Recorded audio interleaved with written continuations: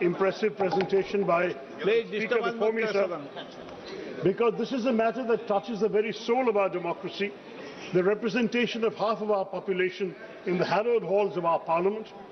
And for decades, the Women's Reservation Bill has been long promised, frequently discussed, perpetually delayed, like waiting for Godot of our political system. Today, we stand at a threshold where there is remarkably a near unanimous political consensus in favor of women's reservation. Every major party in this House recognizes that the time for tokenism is over and the era of equal partnership must begin. And yet I'm finding myself deeply perturbed by the legislative exercise before us. The Prime Minister says the government has brought Nari Shakti, a gift of justice, but he has wrapped it in barbed wire, tethering the implementation of women's reservation to the expansion of Parliament, to numbers from the 2011 census, and an exercise of delimitation. Why, Mr. Speaker, why must we entangle a moral imperative with a demographic minefield? Women's reservation is ready for harvest. खेत की फसल काटने के लिए तैयार है दोस्तों. It can and should be implemented immediately based on our existing parliamentary strength. To link it to delimitation is to hold the aspirations of Indian women hostage to one of the most contentious and complex administrative exercises in our nation's history. Sir, delimitation is not a mere bureaucratic rearranging of maps. It is a profound shift in political power that is intended. Linking women's reservation to it effectively holds the aspirations of Indian women hostage to one of the most contentious political exercises in our history. Such an exercise, sir, carries risks that could strain the very fabric of our federalism, as you heard from the previous speaker. Any delimitation exercise is fraught with complications that could tear at the very fabric of our federalism. We must be candid about what is at stake when constituencies are redrawn based on either current population figures or even the 2011 census. Let's face it, sir, delimitation requires serious discussion. We face a profound demographic divergence. There are at least three major fault lines in our country, sir. First, the balance between small states and big states. Second, the balance between states, particularly in the south like Tamil Nadu or Kerala, which have diligently implemented national goals of population control and invested in inclusive human development, and those states, mainly in the north, who have not.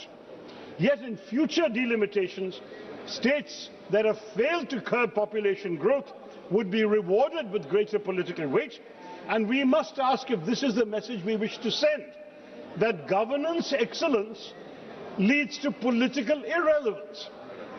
Third factor, sir, the balance between the states that are the engines of our economy, contributing more to the national exchequer than they receive, and those that are net recipients of central funds. A delimitation based purely on population would further marginalize the voices of those states that provide the lion's share of resources that keeps our union afloat. We risk creating a tyranny of the demographic majority, where a handful of large, poor states could theoretically determine the fate of the entire country, leaving smaller states and those with distinct linguistic and cultural identities and economic contributions feeling like bystanders in their own country. Conversely, states with high population growth but lower economic productivity could gain outsized political power without corresponding fiscal responsibility. What happens, sir, to cooperative federalism? You have proposed delimitation with such haste, the same haste that you showed on demonetization. And unfortunately, we all know what damage that did to the country. Delimitation, sir, will turn out to be political demonetization. Don't do it, sir. Now, I want to say the 50% formula that suddenly the Home Minister came and presented to us yesterday regarding the delimitation exercise, promising that no state will lose its current number of seats, total House strength will increase by 50%. This remains a precarious political assurance and not a legislative certainty, because the pledge is fundamentally contradicted by the existing text of the legislation itself. which gives total freedom to the Delimitation Commission appointed by the government, whose decisions cannot be challenged in a court of law. Since this formula, what Shri Amit Shah said, is not codified as an immutable constitutional or legislative safeguard, it could be easily discarded or altered by a simple parliamentary majority, offering no guarantee that it will survive beyond the very short term. Furthermore, expanding the Lok Sabha to an 850-member House would create the legislature that is by far the largest in any democracy in the world, resulting in a body that will be unwieldy and unworkable. This is especially true, sir, in an era where the government has been systematically reducing the duration of parliament sittings. Whereas the first and second Lok Sabhas met for an average of 125 days a year, the 16th and 17th Lok Sabhas saw that figure plummet to just below 60 days, sir. In such a constrained schedule, what will your job be, sir? An 850-member chamber would require at least a doubling of the time currently allotted to question hour, 0 hour for a majority of MPs. मेरे कार्यकाल में होगा तो सबको मौका दे दूंगा। Sir, for a majority. देर रात कल भी इसी महिला संशोधन बिल पर रात को 1:25 तक सभी महिला सदस्यों को मौका दिया, सबको। देखिए, लेकिन ये भी आपके बारे में भी चिंता है, सर। और for a majority of MPs to have any chance of meaningful participation, you'll have to double the time allotted to question hour and 0 hour, failing which a majority of representatives would be effectively silenced, sir. How will you manage to give 850 MPs a chance to speak? As it is with 543, many of us don't get questions. You are saying no whenever you ask for the floor. Shashi Tharoor जी, मैं रोकना नहीं चाहता, लेकिन इस सदन में कोई माननीय सदस्य नहीं बोल सकता कि मैं किसी को बोलने का मौका नहीं देता, चाहे शून्यकाल हो चाहे विधेयक हो, जितनी देर बोलने देना चाहता सबको बोलने देता। और अंतिम रात को अंतिम रूप से मैं लास्ट में रहता हूं कि कोई बाकी रह गया हो तो भी और बुला देता हूं।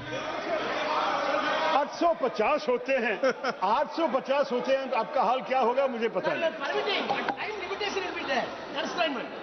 Anyway, another concern, sir.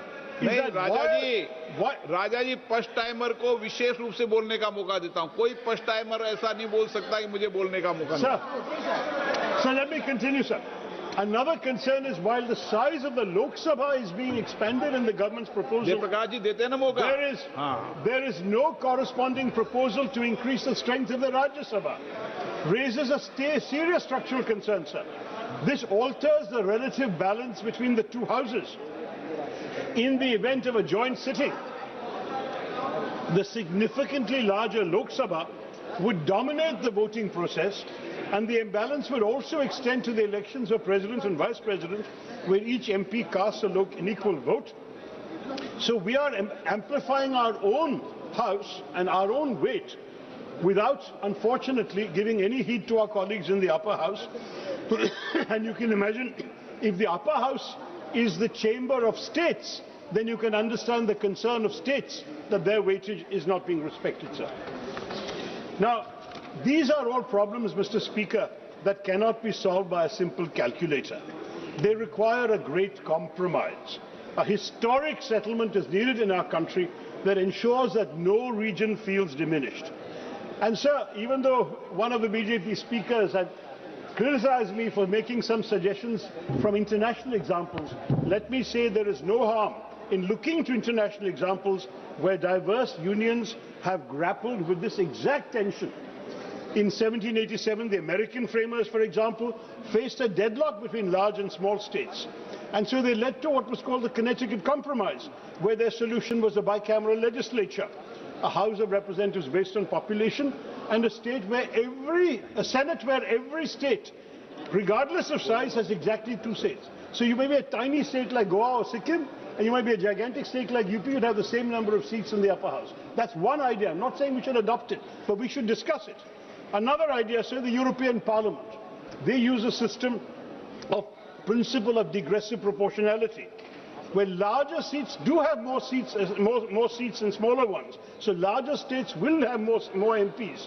But smaller states are given more seats than a strict population ratio would justify. So it is true that in Europe, in the European Parliament, a Maltese MP will represent only 80,000 people. A German MP will represent 8 lakh people. But it doesn't matter, they stay united. So we need to consider these options. We are a union of states, sir. And the whole idea is we want to create a formula in a serious delimitation discussion where the smallest members of our country and our polity still have a voice loud enough to be heard.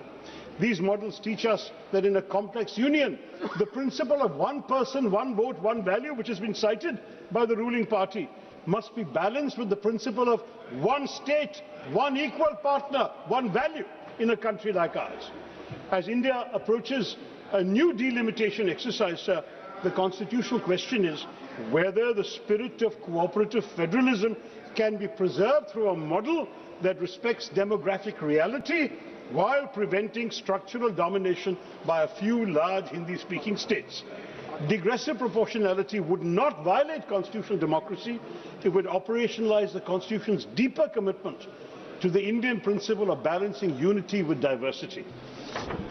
Sir, सीमांकन से जुड़े मुद्दों पर सभी हितधारकों, सभी राज्य सरकारों, सभी राजनीतिक दलों और नागरिक समाज के साथ व्यापक परामर्श की आवश्यकता है सर। इस प्रक्रिया को जल्दबाजी में नहीं किया जा सकता और ना ही इसे महिलाओं के प्रतिनिधित्व को लागू करने के बहाने के रूप में इस्तेमाल किया जाना चाहिए।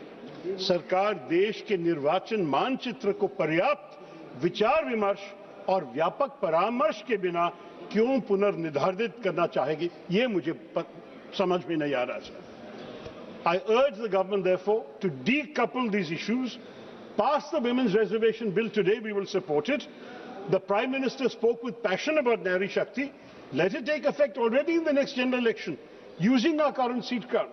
Show the women of India that your commitment is not a mere rhetorical flourish. As for delimitation, sir, let us defer it.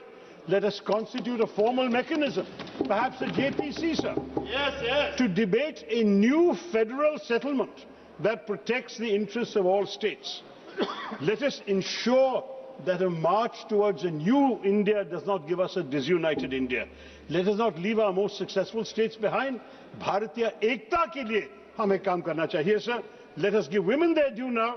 Mahilaon ko Nari Shakti hi de de, or give our nation, our union of states, the time it needs to solve its demographic challenges with wisdom and not just arithmetic. बस मैं यही कहना चाहता था संक्षिप्त में sir. Thank you very much for listening to me. It's a plea to the government. Please be sensible about the larger interests of the country and not the short-term interests of the ruling party. Jai Hind, sir. Shri P.V. Mithun Reddy.